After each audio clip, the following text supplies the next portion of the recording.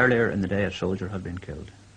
He'd been shot in an ambush, and we went down part of the follow-up operation to get a few details and details of the scene of the murder.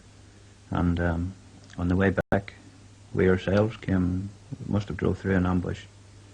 And my memory of the ambush was suddenly, well, we were driving along quite normally, and suddenly I felt this sensation, just your body seemed to erupt. There was a funny sensation, and a lot of heat involved. It's hard to describe. And at that stage, I think I realised I heard shots, so I think at that stage I realised I'd been hit. But the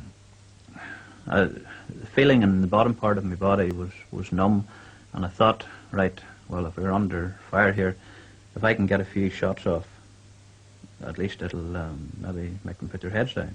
So I can remember trying to cock the Sterling. I was carrying a Sterling at the time, and my colleague who was driving the car, I can remember him looking over, and I think he thought, what the hell is he doing here? What's going on? He didn't realise at this stage.